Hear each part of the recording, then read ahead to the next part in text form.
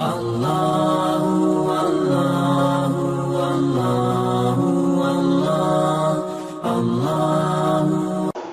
Hadirin sidang jamaah Jumat yang berbahagia, Allah Subhanahu wa taala berfirman, "Wa kadzalika akhdhu rabbika idza akhadha al-qura wa hiya zalimah, inna akhdahu alimun syadid."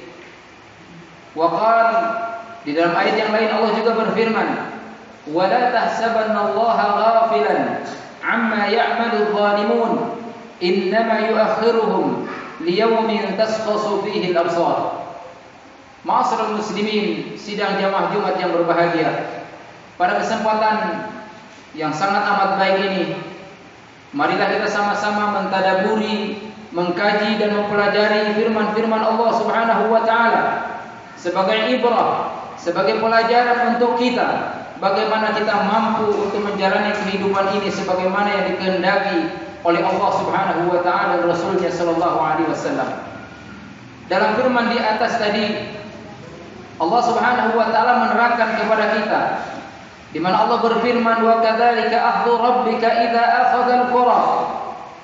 Dan demikianlah Rabbmu Allah Subhanahu wa taala menyiksa, mengadab sebuah penduduk negeri, wahiyya zalimah, yang penduduk negeri itu melakukan kezaliman demi kezaliman.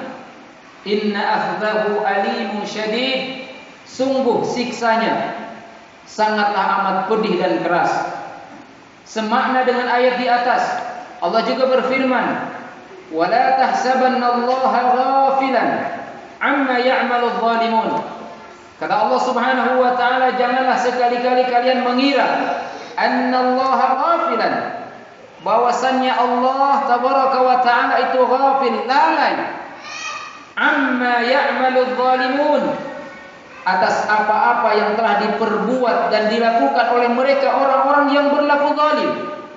Innama yu'akhiruhum liyaumin tashkhasu fihi al-absar. Akan tetapi kata Allah Subhanahu wa taala, kezaliman demi kezaliman yang dilakukan oleh manusia yang kemudian Allah biarkan di dunia itu, Allah tangguhkan sampai kelak yaumul qiyamah, di mana pada hari itu kata Allah Subhanahu wa taala, seluruh mata akan terbelalak, seluruh mata akan terkejut karena kezaliman-kezaliman yang telah diperbuatnya di dalam kehidupan dunia yang sangat amat fana ini.